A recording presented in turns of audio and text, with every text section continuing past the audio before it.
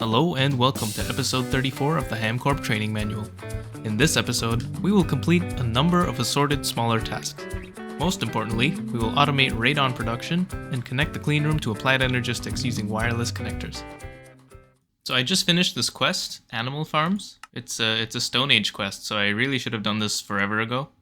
I kind of just did it just to fully green out this quest chapter, but I should have done it a long time ago because it also gives you an unstable induced matic, which is an unbreakable matic.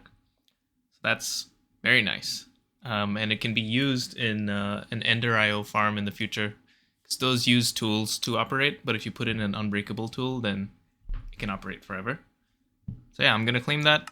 Probably not going to use it for some time, but I'll just keep it on me. And that greens out the Stone Age tier, so that's nice. So right now I'm waiting on titanium to process. We have 360, which is a pretty good start, and about half the ore has been processed. There's a lot of rutile in the backlog. I moved it all to this chest. I still haven't put in the applied energistics stuff to automate it, so I've just been manually shipping the rutile over. So this is like another 200, 210 titanium. I have another 43 here, and of course the rest of the ore still has to process. While that happens, there are several different things I can work on. So first of all, I could finish the ilmenite processing. This is quite easy. It's literally just crushing the ilmenite and then chucking it in a chemical bath. And then the ilmenite slag you can centrifuge. So that's it. That's the whole chain. Another thing I can work on is making phosphorus-doped monocrystalline silicon boules. These are better for circuits because you get more wafers out of these. So it's a little cheaper, but it needs more infrastructure. I mean, that's true for everything in this mod pack, right? There's also two new types of rubber that I want to make. The styrene butadiene rubber and also the silicone rubber. I'm going to do both just for the sake of doing both, but I don't know if you really need to have both. It might be okay to just do one. But I do need it because I want to make some dense covered cables soon.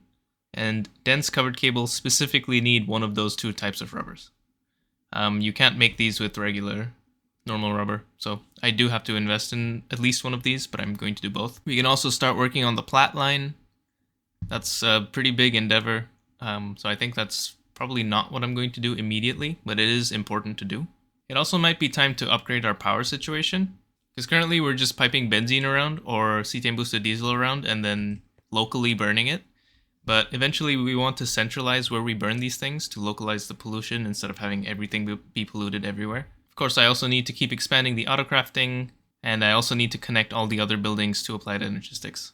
So there's a lot of different goals right now, and they're all kind of small things instead of one grand overarching goal. Oh, you know what? Actually, I do know what I want to do today. I want to hook up the clean room to applied energistics. That's a little more complex than it sounds, because how do you get the applied energistics cables into the cleanroom without breaking the cleanroom itself? But luckily there's a quest that talks about it, and it needs a wireless setup kit and 2 wireless connectors, and of course the prerequisite quest. So you just need to place a wireless connector inside the cleanroom and one outside the cleanroom, and then you'll be able to access applied energistics channels inside the cleanroom. And then we can automate circuits. Hello, I have just gotten done mining 3 veins of beryllium. I did that to get thorium. I got quite a bit of thorium. The reason I did that is because I want uranium-238, which I can centrifuge into plutonium-239, which I can smelt into ingots, which is then used to make radon in a loop. So once I have 8 plutonium-239, I can just constantly recycle it and generate radon. As for why I need radon, it's used to make quantum eyes. Quantum eyes are used to make the EV emitter and sensor. And I need those to make the precision laser engraver at EV. And I need that to make the item processor tier 2. Because I need to make this engraved diamond crystal chip. And that's in a EV engraver.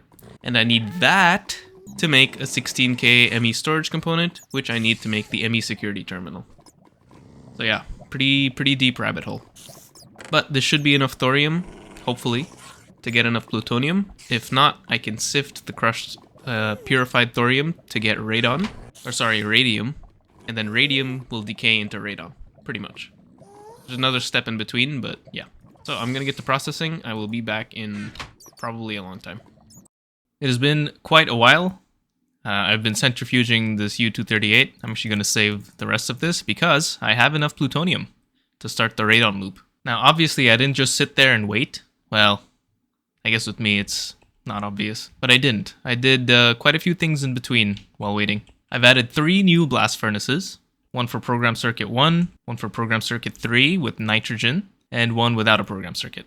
I also added this vacuum freezer. So far, I've just been hijacking the titanium vacuum freezer, but now I have a free one that I can just use. So the electric blast furnace that has nitrogen and program circuit 3, that's specifically for making phosphorus-doped monocrystalline silicon boules, from which you can make wafers, and then you just get better returns on your engraved wafers. And to get the phosphorus, I just basically electrolyzed phosphate. And phosphate you can get from electrolyzing apatite. I also realized that the names for the blast furnaces were kind of incomplete. For this one, for example, it used to be named EBF EV11O, but I realized that I should also add the coiled here. So now this has nichrome in it. And then I changed it for all of these blast furnaces. Another thing I did, I took down quite a bit of logistics pipe stuff, and I also moved the storage. There used to be diamond chests here. They're all gone. Everything has been digitized, and everything is in these drives. So I made more drives, I made more storage cells. I also moved the crafting CPUs, and I made 2 more, so I can run things in parallel. And I moved the molecular assembler here. This is right underneath the control console area. So pretty nice. Got our plutonium. We only need 8, but we got 9. Ideally, I would get a full stack so I can do this big recipe instead of the small one. But I don't have enough thorium to get a stack of plutonium. Like, definitely not. Plus, I also need the U-238, so I don't want to use up all of it trying to get the plutonium. Now we can set up this radon loop. I have finished setting up the Radon Cycle. I have my first bucket of radon. I need 4 for the quest, so I'm just going to let this go for a while. I did also update to 2.6.1, by the way, because I kept having crashes with Applied Energistics and Angelica, so apparently that's been fixed in 2.6.1, so I finally found an excuse, or I guess a reason to do it. But let me explain what this reactor cycle is doing. So everything is powered by 1 MV gas turbine, and that is enough, even though this is an HV energy hatch. Because when you do the math and you overclock this recipe, ULV to LV is not a true overclock, so this actually starts at LV for the purpose of overclocking. And this ends up being 112 EU per tick, and an MV gas turbine is enough for that. It also powers this low voltage transformer, which in turn powers a basic compressor and a basic electric furnace. These are both LV. So what the loop is it consumes a tiny pile of uranium-238 dust. That's here. I have an export bus just pumping U-238 into this workbench. It will turn it into tiny piles. Tiny piles are sent to the input bus. So this part isn't a loop. This is just the resource that we spend. And we have 2 loops here. So the first loop is for air. You can get air from compressed air cells, and you can get compressed air cells from compressing an empty cell. Then we send the compressed air cell into the hatch. That gives us an empty cell back, which we then recycle back and forth between the compressor and the input hatch. We also need plutonium ingots. Luckily, this isn't a blast furnace recipe, it's just a normal furnace. So we take our plutonium-239 dust, smelt it in this electric furnace, send it to an input bus. It will do this craft, and you get the dust back. From this output bus, goes straight back into the furnace. And then this is the other loop. So there's 2 loops. There's the air, and then there's the plutonium. And then we spend the U-238, and we get radon. This is pretty slow. This is overclocked, so this is actually 100 liters of radon every 37.5 seconds, which is not great. It's like a bit more than 6 minutes for 1 bucket. But in the future, we will get access to this recipe. It needs a full stack of plutonium, and it uses a little bit more U-238, because this is tiny piles, but this is a full pile.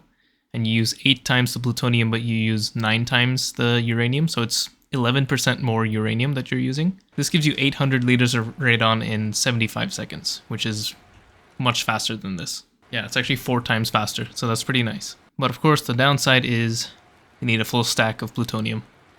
And that is not easy to get right now. Once we get to Mars, this will be much easier because you can just mine the uranium. If I forget to do it, someone please remind me to do this, because I definitely do want to make this recipe change. I just need to make some quantum eyes. Now an emitter and a sensor. All that's left now is the laser engraver. We'll the diamond lens, and 4 diamond plates. That gives us the engraved diamond crystal chip, with which we can make the item circuit tier 2, item processor tier 2, and the 16K ME storage component.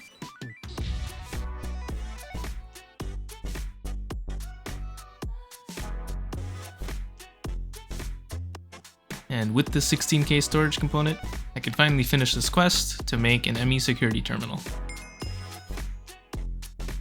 The security terminal is kind of useless because this is single player, so I'm just going to dump it in here.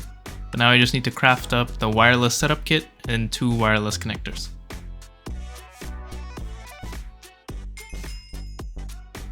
I have moved the clean room. I needed to make some more plasticrete because I changed the dimensions, and I moved it here. There's an elevator here that takes you into the clean room. I've changed the dimensions here. It's a bit longer now, and it's just about ready to be hooked up to applied energistics. So I've got my main net over here. Now all I have to do is connect it to the wireless connector. I think this actually doesn't connect to dense cables, so I'm going to move it. And then another connector on the inside. And now to bind these 2 connectors, you just need to right click one of them, and then shift right click the other one. And now these are bound. So you could do this over a longer distance, but obviously the longer the distance, the more power it uses. So for this purpose, I want it to be as close as possible. I guess it could be one square closer, but that's fine. But yeah, now this wireless connector is basically the same as accessing the other one. But I think I'm going to move it to connect to the dense smart cable, because I want to have 32 channels available. Now I'm not sure it does connect to the dense, but I guess we'll see.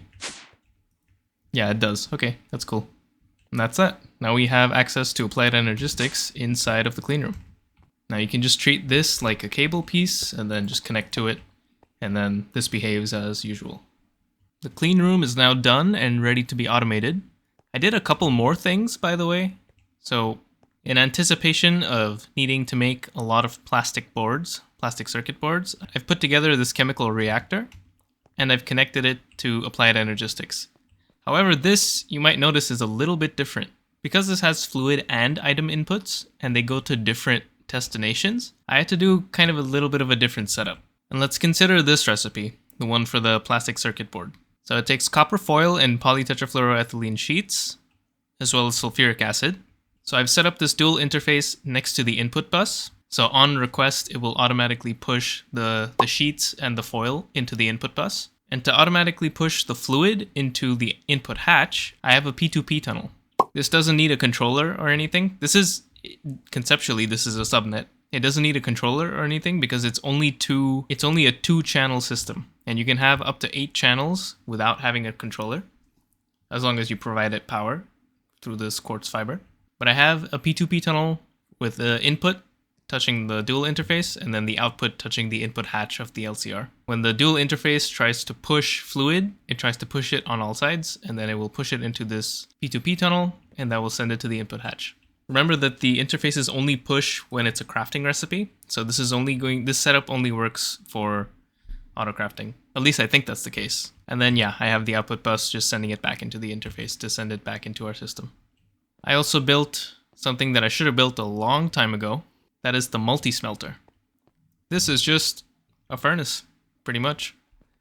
It looks very similar to the blast furnace, but it has only 1 layer of coils and a different controller, obviously. But yeah, in essence, this is just a furnace. And that allowed me to clean up the rest of the space. This is our ruby juicer. This is probably going to go into the ore processing building. And I haven't decided where to put this thing, the obsidian generator. Maybe this can go in chemicals. It's not really a chemical. Well, I guess it is in a sense.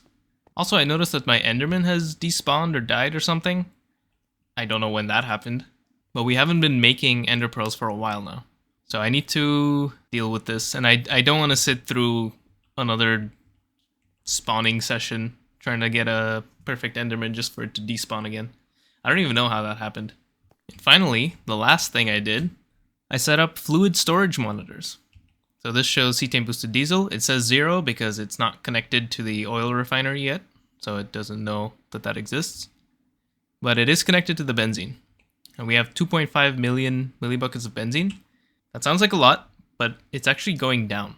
I've been observing this value, and It's very, very slow, but it is going down, even when I'm doing nothing. So I think our next priority is to address our power situation. And we need to do it before we run out of benzene, because our applied energistics brain is powered off of benzene. And if we run out of benzene, we're going to lose access to everything in here. And that is not the end of the world, but it's just going to make it really annoying to jumpstart our power system. So to do that, I'm going to start making better power storage. Specifically, I'm going to make EV batteries. We have actually done this before. The EV battery is the Lapotron crystal. There's also the quad, whatever this is, the EV GT++ battery. But I cannot imagine why you would ever make this over Lapotron crystals. So I'm going to make some Lapotron dust, and then the crystals, and also the EV battery buffer. Probably the 16 slot one. Thank you for watching this episode of the HamCorp Training Manual. In the next episode, we will centralize our power storage and production. This will also include the automation of lubricant and rubber production. HamCorp would like to remind all employees that work-life balance is important. Specifically, we would like to reiterate that the balance is that you live to work, and that you will work if you want to live. See you next time.